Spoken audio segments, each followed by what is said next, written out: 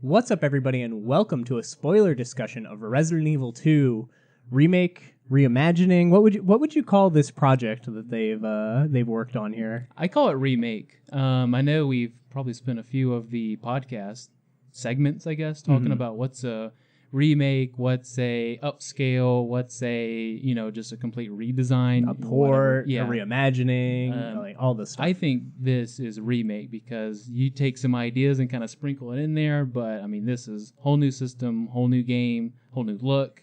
21 years later, I think it's from the ground up remake. So yeah, I agree with that. Some people have been putting it in the reimagining category, which is like a Silent Hill 1 to Silent Hill Shattered Memories, which did something very similar. It put the camera over the shoulder. It got rid of combat. Yeah. It kept a similar-ish story. It kept the same characters and stuff, but the story was a little bit different and everything. This one is way more like... It follows Resident Evil 2 way, way, way more. I don't think they're reimagining the story of Resident Evil 2 or anything like that. And they've added some things here and there. Yeah, we'll talk about that. And, I mean, it keeps kind of the goofy stuff, too, about, just like kind of 90s stuff, and it doesn't make sense in a modern world because we're so used to the... It is very hard to play this game and not be like, how did they open any of the doors in this police station?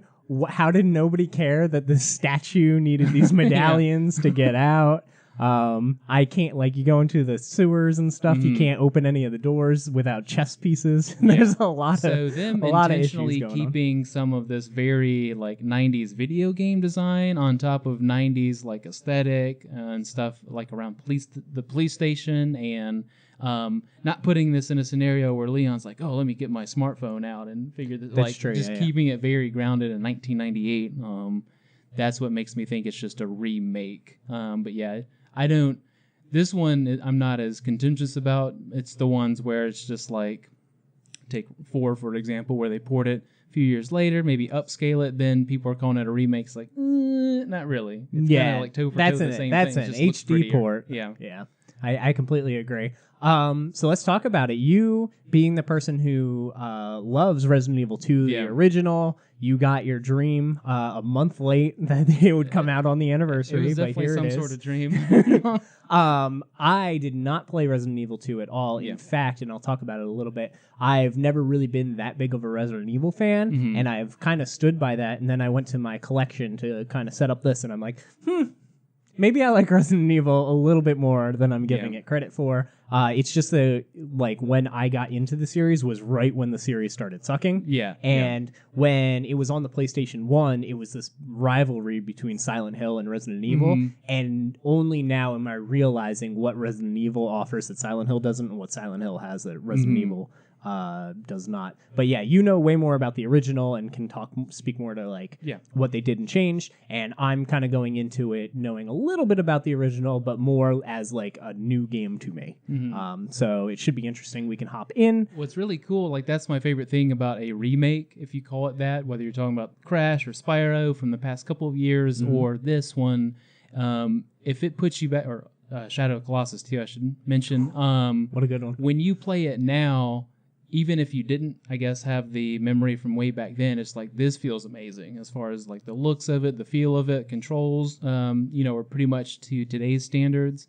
But if you do have that kind of background information, it's I feel in 2019 playing this game like I did, way back when. Exactly. So that's what was cool about Crash. That's what was cool about Spyro. Shadow, and that's kind of my biggest check mark that I can give a remake. If Final Fantasy VII ever comes out, is it going to have that same kind of feeling? Because if you go back and this completely trumps your nostalgia, that's really good. As far as giving it some sort of score or the best compliment you can give is that you turned it on and you weren't what is this? Everything felt right, everything seemed right. And that's a great compliment for a And the remake. same thing about going back, obviously with movies, they're kind of touching on some stuff from the 80s and 90s right now and kind of remaking those. And a lot of times you sit there and go, I like the original more here, but, this was kind of cool. But if this one you're just I love everything more, then that's when you got a really good remake. So this has followed the pattern for me from the past couple of years. I guess we're getting like 2 a year or something like that. But Crash and then Spyro Shadow last year. And now this one so far this year. So. Yeah, and there's been other ones. Like, we're getting Medieval this year. Wipeout Collection game. They did that, and then they VR'd the whole collection. Mm-hmm. There's been a bunch of them. And so a lot of people don't like the remakes. I love them. Mm-hmm. Keep them coming, especially if they have as much like care and detail and love as this. Like, keep them coming. So just so everybody knows, I played Claire first, and then Leon's second story, and then I've seen about, I'll say 60% of Leon's A campaign. Yeah. And you've done all of them. Yeah, correct? I've done both A's and B's, the third and fourth characters playthroughs. So. Right, so you can maybe answer some of my questions about the game, but we have no real agenda for what we're going through. The story of this game is not like, can you believe the reveal when there's nothing too much to talk about. I guess you could talk about some of the differences. I know they added like the orphanage as an area from it's really talked about in the original. It's really just taking something and expanding upon it. I mean, you still get the same kind of police chief, you still get Ada Wong, you still get all these different elements that were in the old game. You get Tyrant, Mr. X, you get all these things, but they did it in such a cool way. And what I like about, especially when you're going into like survival horror or maybe just full-blown horror games, if you're remaking those, what's really cool about it is playing on expectations that you have. If you know, like the back of your mind, man, when I turn this corner, shit's going to get real, and it's just empty, and you're like, fuck, I was ready. And then you get comfortable, turn around, and then there's the thing. Or maybe this room that you knew was safe before all of a sudden isn't safe, or vice versa. It's cool to have that in the back of your mind, even from 20 plus years ago when the game still freaked you out. This is just a different way. Obviously, I wasn't as scared as if I'm playing like a psychological thriller. And the jump scares in this game aren't cheap.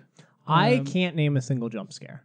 Really? Yeah, like either they weren't memorable, they didn't work, but like I know there's parts where like zombies will like fall from the ceiling or whatever, but like none of those were like like to me jump scares are typically the things that like Outlast and games like that have, where faces are what make you jump more than anything. Just like your mind is programmed to be like a person freak out. So a lot of those games, and even like Resident Evil 7, they VR, just throw faces in front of you abruptly, and you're like, I'm scared. This game, I don't think really did anything. Like, there's some things where like a window might break or something like that, but I can't think of a single time where I jumped from a scripted sequence. All of my like jumping and scared moments were like, I led zombies into a room they weren't originally in, forgot an hour later, opened the door to that room, and there's a zombie right by the door. And I'm like, oh, shit, I forgot I opened the door for this zombie to come in. Yeah, there were a few, like, there's a bunch of good... So good. This game is so good. There's a bunch of good, like, sound giveaways. So you can tell, like, maybe in some spots where, like, a liquor or something was on the ceiling, like, you can hear... sadly, the saliva and like it like scurrying, like that's kind of squishy scurrying around noise, or two with the element of the windows breaking in this game. You can walk past the hallway, you can be good, and you hear that like kind of in the background, like it's gonna suck when I turn these stairs, come back up these stairs in a couple hours. And obviously, like I didn't mean to jump into sound, but I guess we're here. No, it's fine. The biggest thing about sound for me is Tyrant, Mr. X. Like, that was, like, almost trembling for me. Like, I knew how to get around him. I knew he was big, bulky, and you could kind of, not really parry, but you could wait for him to do, like, a big swipe and run past him. But that added so much to this game with that, like, I don't mean to hit the table too hard, but that, like, doom, doom. Like, he walks so heavy, and you can just hear him, like, rooms and rooms away, and... that whole, like, oh, fuck, what am I going to do? Like, that added so much. And obviously, it's more in Leon's story. I'll say. I did not expect... like, going through beat Claire's story, and then when I was playing Leon's, I was like, man, he's, like, super annoying in Leon's story. That's why I laughed, because you were talking about, like, man, like, Tyrant kind of popped up once, not too many dogs, and I was like, yeah, Leon. Have you played Leon's yet? There's like, nope. So many dogs, and there's like 2 liquors. It's ridiculous. Yeah, that being said, I think Claire's is scarier because I do think the liquors are the scariest. What do you think is the scariest element? To me, the liquors were so terrifying because they forced you to actively play differently than you're used to. You're like, okay, I got to go slow and be, cautious. And sometimes you turn the corner and they're like on the wall sideways right in your face. And that's probably the biggest, like, quote unquote jump scare I've had. But then they introduce them with regular zombies. And then you're like, I don't know how to respond because these are two opposite things I'm supposed to be doing. Well, there's that whole like gap that they can clear with their jump. And like I said, like when you're using like your sound and even like your visuals and stuff with the flashlight, you're so used to looking kind of down here, but then they force you to go, shit. They're up there around the ceiling. But too, I think when you get one of the statues too, you hear liquors. When you get the third statue in the first part, and you hear that liquor drop down from the ceiling, you're like, where is it? They had. The one behind the explosive. Yeah. Okay. Yeah. So those I think are the scariest normal enemy for sure. I still think Tyrant is much for me because you have a safe zone from liquors. Maybe it's 5 rooms away, but the worst is when there's holes in the ceiling that they can crawl through and get to the next room and you don't know. So you like run to the door and slam it. And you're like, whoo, and then it jumps off the ceiling and grabs you. You're like, this motherfucker. There's one part too. Talk about jump scares, and I should have realized it probably, but there's 2 rooms. There's like a interrogation room, and then there's the room behind the glass mirror where obviously like cops and stuff would be sitting and watching. I think it's obviously Claire's since she's more liquor intense than dogs and Tyrant. But you walk up inside the interrogation room itself, and you walk up to like the glass mirror, and you can like see your reflection. It's like kind of cracked. And then you walk in front of it, and then it just explodes, and a liquor emerges. See, I don't even know what this is. Okay, yeah, like you're in. It's one of the later rooms because I think you have to have like either the diamond or the spade key to open it. And you go in there. It's where you get the second like lock safe to open up the key. I know what room you're talking about. It's the room next to like the laundry room or something that Leon can go into. Something like that. And then Claire can go into the room above it, but they can't share that key. Heart key, I think, is Claire's. Yeah. And Clover is Leon's. But or Club, I guess. But yeah, you go inside one, and then there's like the interrogation room glass, and it's kind of cracked, and you have to get up to it, and then the liquor just emerges through it. Interesting. Like, shit. I didn't have that happen to me on my playthrough. So yeah, there was stuff like that, and I like how different the stories are, even though you're kind of wandering through the same parts. So I was shocked by that. We'll put a pin in that for a second, though. Yeah. So you think Mr. X is the scariest thing in the game? Just because he changes the game so much for Leon. Whereas, like I said, you can get a room or two away from liquors. Figure it out, like how am I going to do this, or maybe go get my grenade launcher out for this one or something. Like you can plan and then come back. Whereas Mr. X, you run to a safe room and you're just like, what do I do? And sometimes he just comes in. Yeah. He doesn't care.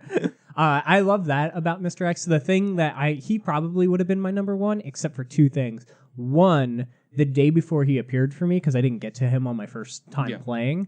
I was listening to a podcast and they're like, man, Mr. X chased me into the main hall and I freaked out. And I'm like, what's a Mr. X? Yeah. And then I was reading the trophies and one of the trophies is shoot his hat off. Yeah. So I got to the point where you go to the helicopter and he like breaks through and I'm like, oh crap, it's the guy that's going to follow you. Let me shoot his hat off. And I shot his hat off and then ran away from him. But like, if I didn't know that he was in the game, I would have lost my mind at that point. I was like way more calm, cool, and collected because I saw it. I assessed, oh, this is that guy that's going to chase me. And I just turned around and ran rather than like trying to shoot him or anything like that. I think it's much more natural too if you didn't know he was there and you do Claire first because he's not ever present like he is for Leon. So you just get him really in that one main chunk. And yeah, kind of like the clock tower sequences where he's chasing around. But as Leon at that point, you're like, oh, this fucker again. Like, so it's actually funny if you go to YouTube. There's a lot of people. I mean, obviously reactions are a big part of that website or that platform, but there's a lot of people playing as Claire, and it's just like maybe 10 different people's reactions, but they splice them up and just show them walking up, hit the water line, they put out the fire, they walk to the helicopter, and there he is, and people, they're just like losing their minds over it. So I will say, having played through Leon's B and seen quite a bit of the A, it was crazy because I played through the B and then saw the A, and I was like, man, there is nothing in this A campaign. Like, the B, it's like, oh, and then a licker falls through the floor here, or, this is just way more difficult, or there's 20 times the amount of dogs in this area for some reason. Like, it's just so much more difficult that watching the A, I was like, oh, this isn't that bad.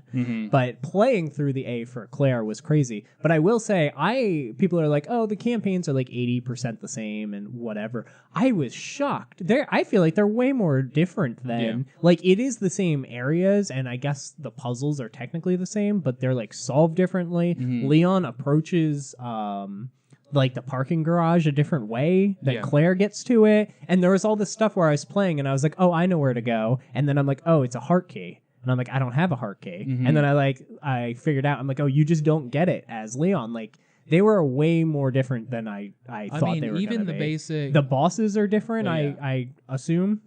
Bosses are different. They're different for B, so just I assume having it's different guns already changes everything. The guns are different. Obviously, as Leon, you can feel a little bit more manly going in with a shotgun and a good pistol. Dude, that shotgun is cheating. It's so good.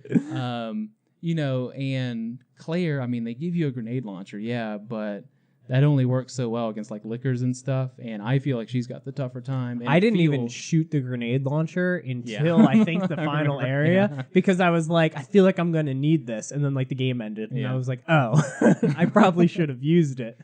But oh well, I used the shotgun a lot. I felt forced to use the shotgun on my B run. Like the old Claire versus Leon wasn't that diverse, but I think them focusing more on the secondary characters of both stories. So not only do you get the amazing Ada Wong. Interesting. Did not like Ada. Like the character, or like the part where you played as her? The part you play as her. Yeah, it was a little weird. It was, I think, the worst part of the game. Was when visually or gameplay wise? Gameplay wise, well, visually too, because I felt like I was Batman and I was just looking at everything in X-ray mode. But I thought that part of the game was so strange and out of place, whereas Sherry was still like a horror bit, like and it felt very different, and it was so short that it felt fresh. Ada's, I was a little bit like, what am I doing here? Like, this is a little bit strange. And then I got even more frustrated, since we're spoiling stuff, at the end of the game where she walks up and just hacks the thing for your bracelet. It's like, why didn't she just give me the gun? I could have gotten the cure in like 20 seconds if you were just like, by the way, I can hack everything. Take this. I guess I'll backstep too and say those plant things always just freak me out. Interesting. So you were actually here when I played the part with the plant things. I just kind of went through them, whatever. I was like, these are kind of stupid. My second time playing as Leon through the plant things, they freaked me out. And I was like, why was I not scared? I don't know if it was just because like you were there and I was talking and stuff. Had the lights on and you had another person there. But like I was playing through that part as Leon in my B, and like they freaked me out a little bit. I was like, oh, these are way scarier than it's like I didn't even notice that they move differently than the regular zombies. They stumble a lot further. They can kind of like whip and grab you. They have a bit of range and stuff. And that was all stuff I didn't even notice on the first playthrough. I was just like, run by them. Shoot you once and run. So those freak me out just because they have the noise, and like I said, they kind of have almost Silent Hill-like movements sometimes. For sure. And it feels like they came straight out of 7 in some parts because you have similar type enemies. Yeah, they're kind of like the mold monsters. Yeah.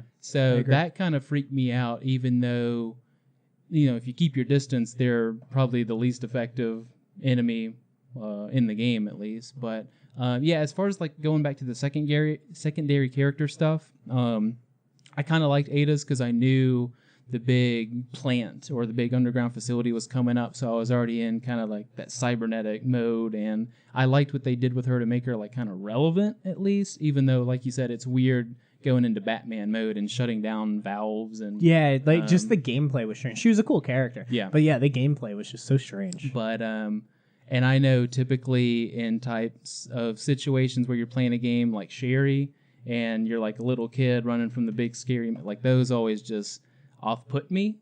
Same reason if we go into one of our other games last year, Detroit. There was some similar type stuff in one of the characters. I guess I don't want to spoil 2 games. Sure. One of the characters' storylines where it had that type of stuff in it. Yeah. And I was just like, it makes me uneasy, obviously in a good way for these types of games, but that's the only thing I've got against it. But yeah, I just like that they gave them, even though it might have been weird or just a break from the typical gameplay of shooting zombies and stuff where you're running from old fat men or escaping but like stuff. The orphanage, again, like I liked Claire's. Yeah. It was weird because I liked Claire's story better, like her theme. I just felt like it was more emotional and everything. Yeah. But the end of Leon's story did a really good job of doing that. I feel like when Ada kind of betrays you, and I was like, oh, like now Leon's story is kind of cool. And then I don't know where B or where like Leon's A ends and B starts. I don't really know that because I didn't get to the end of Leon's A yet. But then it becomes like an action movie where you're just running through, mowing through zombies, the train's exploding, all this shit's happening, and I'm like, oh, this is the Resident Evil that I remember. And it's cool too because all of the Leon Ada stuff in this game makes you kind of appreciate some Ada stuff in some of Leon's other games. So it's kind of cool to see where that dynamic started from, even though this is the latest addition, I guess, to the series. Yeah, we'll talk about what we think they'll do next in a little bit. I do want to throw up, what are some of your things that you loved about this? And then we'll do that first, and then we'll go over some things that we may have changed or maybe didn't like as much. And I'll start with, my favorite thing about this game is, I think it's scary. I don't think it's terrifying. Like, I think Silent Hill, atmosphere-wise, is scarier. You. Yeah. But I think the reason that this works so well is, one, everything is very deliberate. It's not like, this is the problem that I have with Silent Hill, it's not like you're going into 10 rooms that are empty and one room was the correct room. Everything in this game is deliberately there and will like kind of pique your curiosity. And you get a key, and the map, which is the best map in a game, it's so good. I love it. Marks everything that you've seen. Yeah. And you always have a goal. So you like look through your inventory and you're like, okay, I have this. It hasn't been used because there's no check mark that told me I did everything. Where on the map is this symbol? There it is. I'm heading there. Like you always feel like you have a mini goal. And then when you get there, you get a key for this place. And then you get there and you get... So it's like these bite-sized challenges of, I got to get from here to here, back to a save point, then from here to here. And it just keeps you going, and I think that really helps with the scariness of the game, because even though if you were just wandering this, kind of like PT, if you were just wandering this, it would be terrifying. Yeah. But you're not. You always have this like set thing that you're trying to accomplish, and there's just shit in your way that happened to be scary. Well, it's cool too because you go into the room, like if you're in the STARS office or something, and you see like this really big weapon back here, and you know if I can just get to this point, I'll be good. So you go find the key, you go find the little data drive to plug into the computer or something like that. You need to take it back out because you need it later. Yes. But you always have that in the back of your mind. If I can just get past this point, then I'll get the cool new thing that'll open up this area or allow me to get past this. That was by far my favorite thing of the game. I realized it on the second playthrough. I'm just like, I'm always doing something, and it reminds me of playing a lot of other really good games where it's like, I set a goal, I did it, there's instantly another carrot at the end of the stick that I want to go do, and it's like, well, I was going to shut the game off, but like now, I'm so close to opening this door. What's behind that door? I got to go find out. And it just keeps you playing and playing. Yeah, I call it breadcrumb gameplay. Sure. Because, like you said, it's not... The problem with open world games is that, you know, you'll make it past the tutorial or intro world or level, and then it's just like, here's 50 quests, and you're just like, what do I do? Yeah. And other games, maybe like Zelda or something, where, you know, you'll clear an objective or you'll get through a few dungeons and then it's just open and you're like, I guess I'll run around and do something. Like this one's constantly, you picked up something, oh, it's spade key. Well, I know where I need to go with this. And then, you know, you go there, open up the cool few things, then you go, oh, this is what I needed way back when. So even though I'm not much of a Metroid type person or Castlevania type person, it's close enough for me to feel like, okay, well, now I can backtrack and go. Yeah, it's sort of like that. I don't really like Metroidvanias either, and I wouldn't really consider like this is just a survival horror game to me. It's an inventory management is the other thing that they do so well. Where I think my next playthrough I'm gonna go for the no healing, no opening item boxes challenge and see if I can do it. Good luck. I'll play on the easiest mode. Yeah, I was gonna say don't do hardcore. Then I'm gonna do the hardcore playthroughs. I was worried about it's an aside, but I was worried about doing the hardcore playthroughs because I thought you had to do like both stories both times. But I found out you just need to do an A and a B or an A and an A, and both of those work. So I'm like, oh, maybe I will go through that. Definitely like hardcore. I'm glad I started with it. Not because I'm excited. It has the ink ribbons, right? Yeah. Not because of the difficulty spike, which is not always fun because this game's actually pretty tough when you bump it all the way up. It is. It's harder than 7.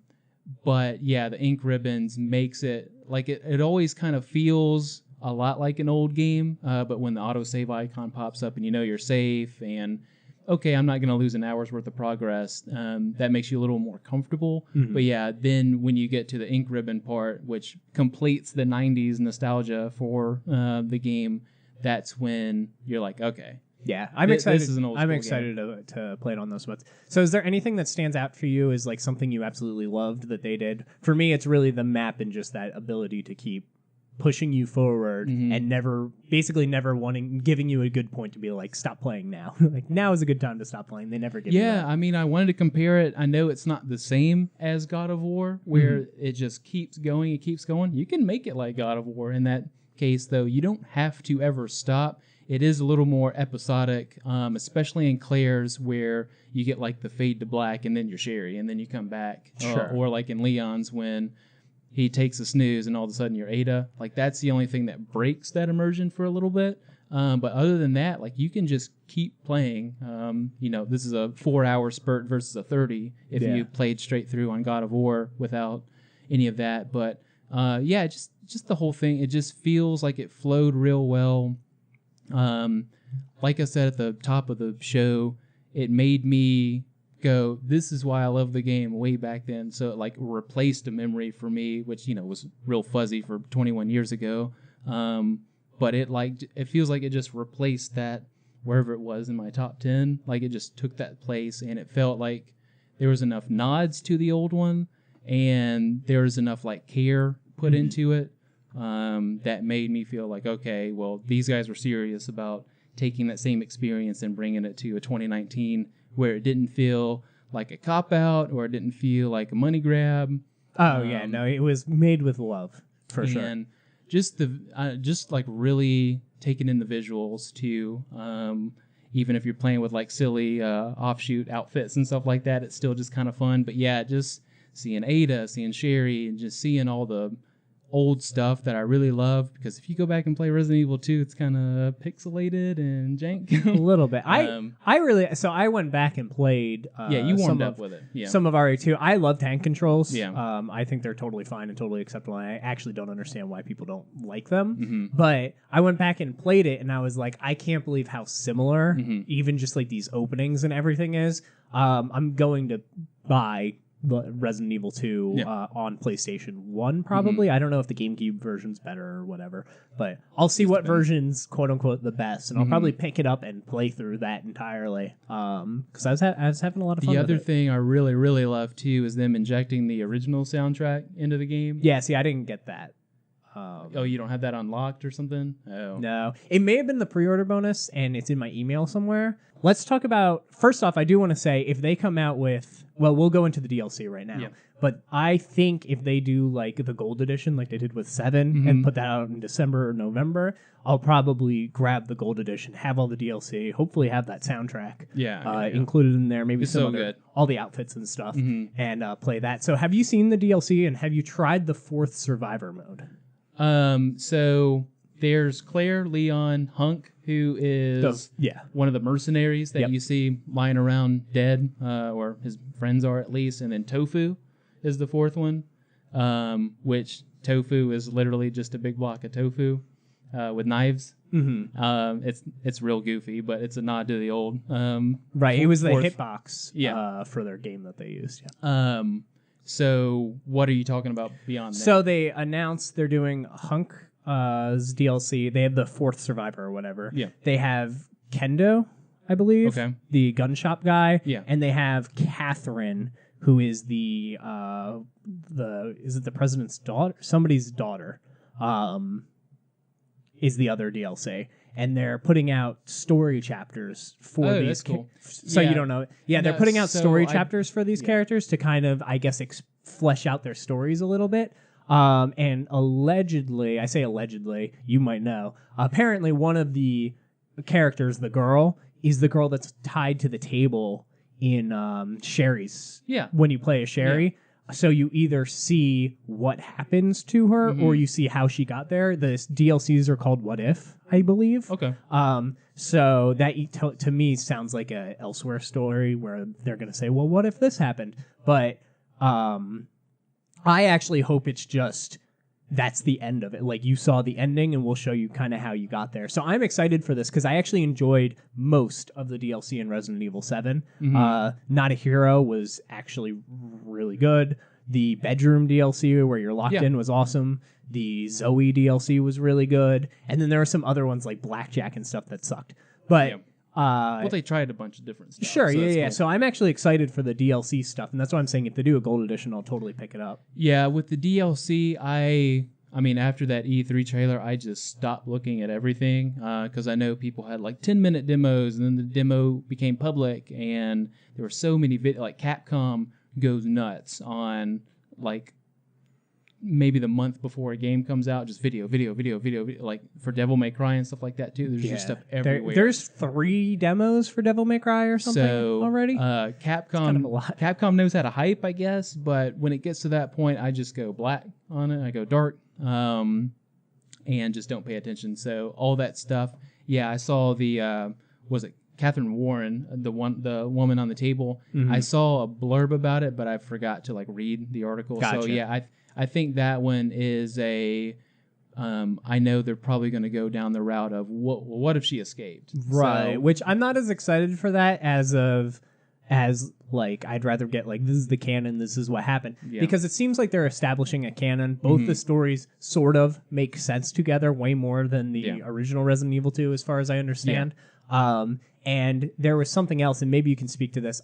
This is me like talking as somebody who heard somebody who heard somebody who heard somebody. But there is a point in the game where the character from Resident Evil 1 is a zombie. Like the helicopter driver that saves you at the end of 1 is a zombie in 2. And in this game, he's not there. And there's a photo of him there instead. And he is somehow connected to 3.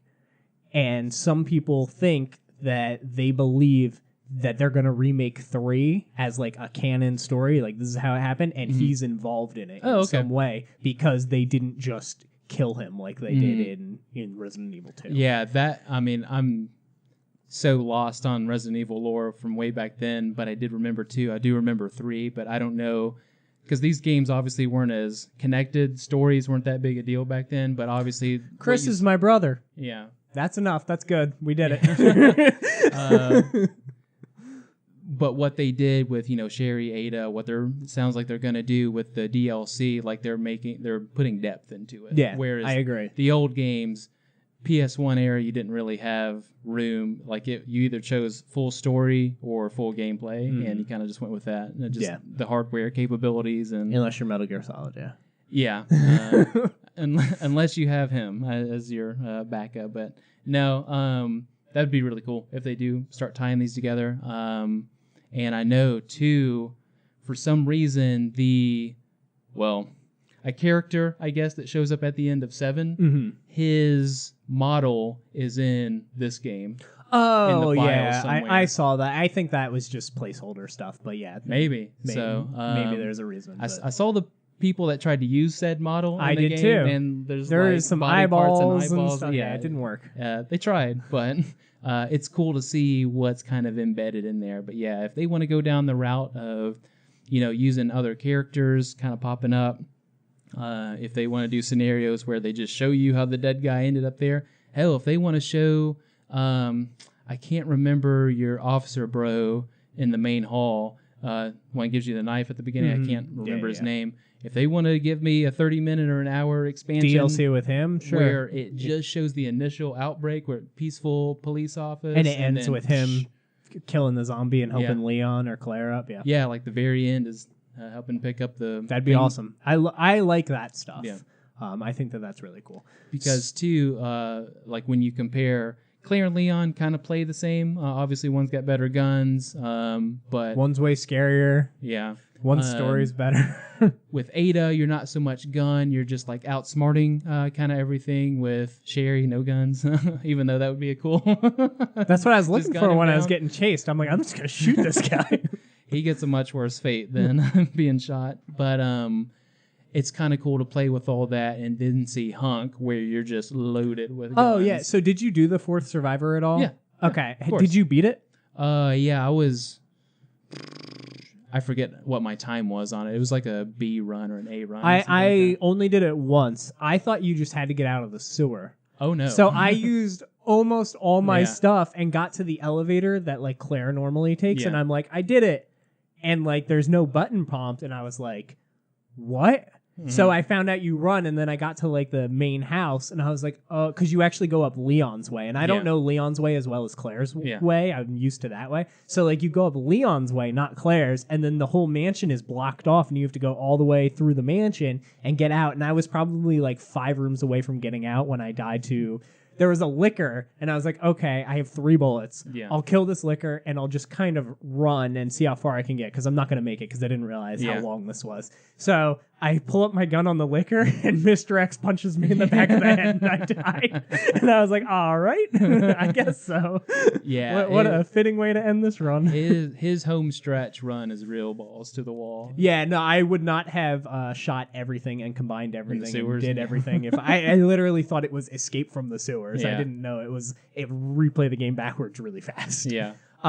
So 2 quick things before we wrap up. The first thing is I want to go into things we maybe weren't a fan of, and it sounds like you said this replaces 2 for you, so it sounds like you liked a lot of it. Is there anything that you like, maybe the zapping system being back, or is there any, and for people who don't know, that's basically the system of you play through character A, you do things, change things, and character B sees those changes.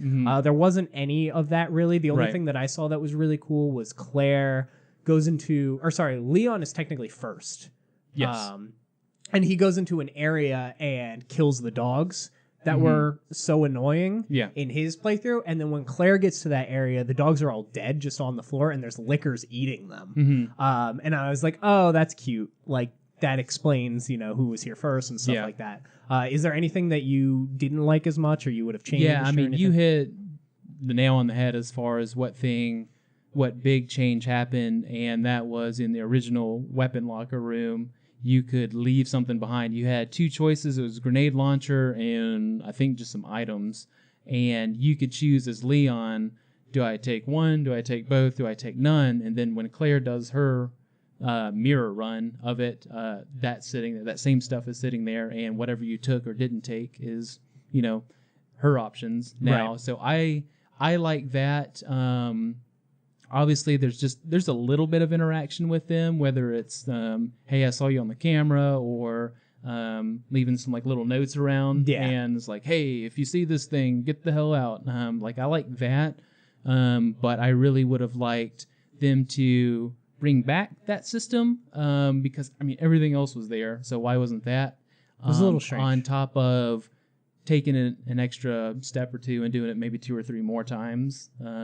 Maybe you don't have to do it with weapons. Maybe a door, maybe like you climb down a ladder and the ladder breaks, and then when Claire gets there, the ladder's broken and you can't go that way. Stuff like that. That would have been cool. Or maybe just go nuts and like Leon could take his clover key, and you could just be like, you know what? I'm not even going to open those doors, and leave it somewhere for Claire. And then Claire has all 3 keys. Yeah. Or 4. That stuff would have been cool.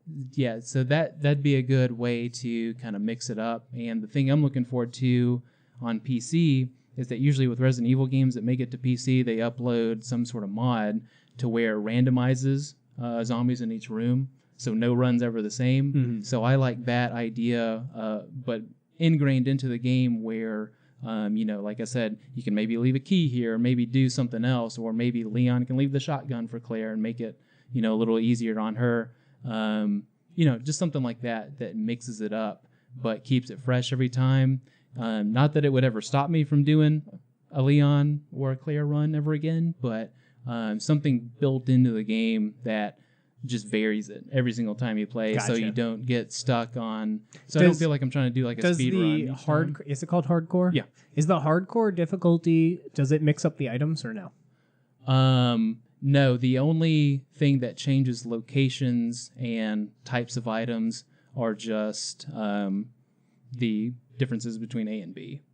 Okay, yeah. Because in 7, when you played on Madhouse mode, it changed everything. Yeah. Like in the very opening of the game, one of the most powerful guns is there, and it's just locked up behind the coins that you need to collect. So if you want to, you can get the most powerful gun in the game right away, and then you turn the corner, and there's one of the most powerful enemies right away, and you're like, oh, okay, this is different. It was actually very different playing it on that mode. Yeah, and I don't think I wouldn't be surprised if we get a Madhouse mode later down the line for this game. I don't think the ink rolls replace anything. I think just instead of the area that you normally walk to, there'll be an ink roll laying on the table, and you just pick it up. But yeah, that would be cool for a new difficulty to come out, whether it's super hard mode or, like I said, just basically having mods in the game, because it would be cool to just do a full Leon playthrough as Hunk, or maybe some of the other people you mentioned. Or it would also be cool, hell, what if Leon saved Sherry, and you have the ever classic adult man and little girl survival story that Never Last seen that of Us before. and Wolverine and whatever else has been doing the past few years, and you put Claire and Ada and make that maybe more of a rivalry thing. Yeah. Because you have Claire's brother Chris, who's high up as far as not really mercenary, but super policeman, and then you have mercenary woman, so it makes it more combative, I guess, or something like that. So yeah, so we're gonna go into the final part of this, which is what we want to see next. But I do want to point out something funny. I was playing it with somebody, and it was the very opening where you get saved by the police officer as Leon, and he helps him out the door and stuff, and he's bleeding out. He's like, "Oh, go on without me, whatever." And she's just playing. She goes, I have a med spray. Yeah. She's like, I sprayed myself with it, and I'm totally fine. I'm sure I could just spray it on you. At that point, you're like a low-key botanist with all the herbs and stuff that you have on you. I could just heal everybody right now, but there is a cure. Yeah. It's in my hand. But anyway, I thought that was funny. I also never... He's the only thing I don't kill. Obviously, when you go back and he's already turned. Oh, I shoot him real fast. I don't kill him. I want to shoot him before he turns. So for the final topic of discussion here, let's talk about the future of Resident Evil, what we think we'll see and what we want to see. So Capcom's already come out and said, hey, if we get enough fan feedback, we'll remake Resident Evil 3. Yeah. They're probably already working on Resident Evil 3. Oh, yeah. But what do you think is coming next? What do you want to come next? What do you see in the future? First off, I want the same team to stick through all of this. Okay. Obviously, that spreads games out more, but I don't want a Capcom B team or Capcom Resident Evil B team and a Capcom Resident Evil A team. So what I think we're going to get. But what I want now is to do new remake. Okay, that's what I think we're going to But I want them to do 3 next, because Nemesis is a really good game. It's old 3 is borderline with old 2, original 3, original 2, whatever you want to call them. It's real good. And interesting. Me thinking, what they did with Tyrant in this game, what could they do with Nemesis would be in the really next cool. game? That was my... See, I am different. I want something different, and I'll tell you in a second. But seeing Mr. X, seeing Tyrant, and then being like, ooh, what if this was Nemesis? That was a cool thought that went through. So I want them to kind of take the fire that they had with Resident Evil 7 and carry that into... Maybe let's mix the pot up a little again and try something else a little new, but still keep VR, still keep spooky, still keep that as the background. But yeah, obviously work on 3. I want them to remake 3 next. I want I want Code Veronica to really get its moment. That's the one that I want. But this one's got so much hype behind it that I think you have to do 3 next. Just because, well, even if they have plans to merge the 2, but these two are so much alike that doing Code Veronica now and then this 5 years like it would lose kind of steam, I guess. So sure, that's fair. See, the thing is 3 is so powerful now that 2 is doing so well because 2 is going to outsell 7, which is kind of crazy. Yeah. So just the name 3 is powerful. I think we get 8 next. Yeah. I think that's going to be the next one. I think it's going to be first person. I think it's going to be more similar to the story that it started. It's going to be a more isolated. I think it'll be a completely different setting. Like it won't be like the Louisiana area that I think it'll be the same world as that, but right, yeah. But I think it'll be first person, same mechanics, everything of this, and then I think we'll get a remake. And I do think it'll be 3. I want it to be Code Veronica. Yeah, me now, too. as far as I understand, and you can tell me if I'm wrong, I thought Code Veronica was 3. And the only reason it wasn't called 3 is because they had a deal with PlayStation that all numbered Resident Evils had to appear on Something PlayStation like that, 1. yeah. So they made 3, which is Code Veronica, because it's Claire, right? yes. Yeah. Yeah. And they did Resident Evil 3, and they just called it Code Veronica, and then they made a 3 for PlayStation. That sounds likely. Obviously, Which, to me, says remake Code Veronica next, because that's technically the next one. But yeah, I don't know. but that's where I was saying, at least gameplay-wise, these feel a lot more alike than Code Veronica. And yeah, Code 2. Veronica actually, not as much as 4, obviously, but they did a lot of changes. They got rid of the tank controls, I believe. It was directional controlled on the Dreamcast. I'm pretty sure. That was the first one, so. divergence from the original style controls, and then into that. And then I think I know the answer to this, but Resident Evil 7, Resident Evil 2. Which one you like 2 more? Oh, 2. Yeah, this is the best Resident Evil by far. Interesting. And I really love the remake of the original. The remake too. It's so good. But man, I mean, obviously it's the hottest, it's the newest, it's the prettiest. But just playing it just feels so good. See, I'm more torn. I love remake. I love 2, and I love 7.